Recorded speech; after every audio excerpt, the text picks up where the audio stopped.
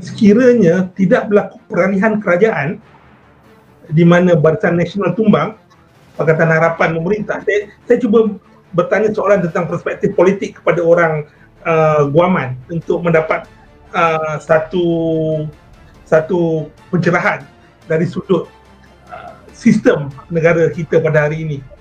Kalau sekiranya tidak berlaku perubahan kerajaan yang membuat Barisan Nasional tersungkur, Pakatan Harapan memerintah selama 22 bulan, Najib tidak akan didakwa. Itu perspektif, persepsi daripada orang ramai. Dan dalam masa sama, orang juga sering mempersoalankan bagaimana eksekutif, legislatif dan kehakiman kita bercampur aduk.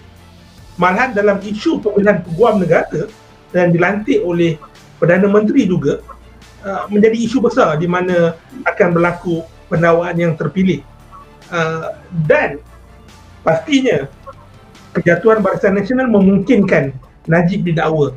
Mohon sedikit pencerahan kepada masyarakat umum. InsyaAllah saya akan cuba jawab soalan tersebut. Walaupun memang dasarnya adalah isu politik, tapi dia tidak lari daripada perundangan, sebab politik ni sebenarnya, kepentingan politik adalah ia menentukan tadbir urus negara. Dan dari segi perundangan, tadbir urus negara terletak di bawah keluhuran perlembagaan dan kedaulatan undang-undang. Jadi menjadi peri penting untuk pihak peguam pun mengambil tahu apakah perkara-perkara yang berlaku dalam pergolakan politik. Nah, kembali kepada soalan saudara Anwar tadi. Betul, pahaman dan kepercayaan bahawa sekiranya lah kerajaan terdahulu Barisan Nasional tidak tumbang pada PRU14, saya tidak akan katakan Najib Razak tidak akan didakwa, tapi saya akan mengatakan sukar untuk didakwa. Sukar untuk didakwa. Kenapa? Sebab jenayah ni tidak ada had masa batasan. Jadi jika pun Barisan Nasional tidak jatuh pada masa itu, manalah tahu ada pemimpin yang sihat daripada Barisan Nasional masuk selepas itu dan siasatan diteruskan mungkin 5 tahun, 10 tahun kemudian dan beliau dituduh. Tapi ya, dari segi praktikalnya, apabila siasatan dilengahkan, maka kesukaran mendapatkan bukti. Ya. Jadi betul, kejatuhan kerajaan Barisan Nasional dan digantikan dengan kerajaan baru pada ketika itu selepas 9 Mei 2018 dengan kerajaan Pakatan Harapan membantu perkara itu. Dan buktinya ataupun zahirnya perkara ini bukannya persepsi tau. Ini adalah hakikat. Sebab kalau kita tengok apabila isu 1MDB dan kleptokrasi dibangkitkan sejak tahun 2014, tindak tanduk Najib sebagai Perdana Menteri pada masa itu, beliau membuat tindakan-tindakan yang menyekat pihak-pihak berkuasa mengambil tindakan. Sebagai contoh awal, mantan ataupun Peguam Negara terdahulu Abdul Ghani Patael telah pada bulan 12 tahun 2014 menubuhkan satu jawatan kuasa khas siasatan yang mengandungi diri beliau, Zati Bank Negara, Abu Kasim SPRM dan pada masa itu Khalid Abu Bakar Polis. Siasatan bermula. Tapi apabila dikatakan siasatan telah lengkap dan dipercayai ada tindakan nak diambil, Abdul Ghani Patael telah dilucutkan sebagai Peguam Negara pada tanggal 28 hari bulan Julai 2015 dan digantikan dengan Apandi Ali. Pada masa yang sama, pegawai-pegawai yang melakukan siasatan di pihak SPRM dipindahkan. Kita tahu, saya tak perlu ulang di sini. Memang terselah di Facebook dan media massa tentang aduan-aduan Datuk Syukri dan juga pegawai-pegawai lain. Begitu juga pihak polis.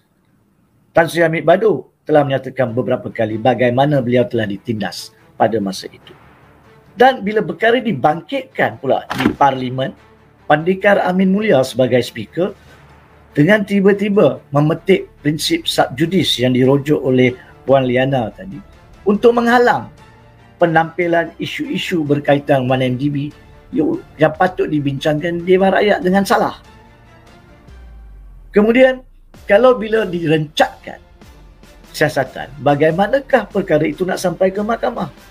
Apabila Apandi Ali jadikan peguam negara, jawatan kuasa khas itu tidak berfungsi. Apandi Ali pula pada 26 Januari 2016 buat satu sidang media membebaskan apa-apa kononnya yang dia katakan tuhmahan berkaitan dengan penglibatan salah Najib Razak berhubung dengan 1MDB dan SRC. Walaupun pada hakikatnya gambar yang ditampilkan, yang dipegang dalam famous photograph tu adalah pembukti yang jelas tentang penglibatan Najib Razak. Now, kalau kerajaan itu tak jatuh, masakan kita dapat sampai ke tahap ini? Pada masa yang sama, negara-negara luar pada masa itu sedang menjalankan siasatan. DOJ telah mendedahkan pada Julai 2016 dan diteruskan dengan sitaan sivil 2017. Pada masa itu, Apandi Ali keluar dengan kenyataan mengatakan kononnya bahawa ini adalah tuhmahan kepada Perdana Menteri Malaysia. Kalau betul, kita telah cabar Apandi Ali pada masa itu. Kenapa tidak diambil tindakan negara Malaysia terhadap pihak-pihak berkuasa Amerika? Kenapa beliau tidak menghantar wakil peguam negara untuk meneliti perbicaraan ataupun dokumen-dokumen DOJ pada masa itu? Dia berbunyi sebagai peguam Najib Razak, bukan sebagai peguam negara Malaysia pada masa itu. Dan Switzerland, OAG, telah meminta 2 kali bantuan daripada pejabat peguam negara untuk membantu kerjasama bagi mereka menyelesaikan siasatan mereka di sana. Kedua-dua kali Apandi Ali menolak.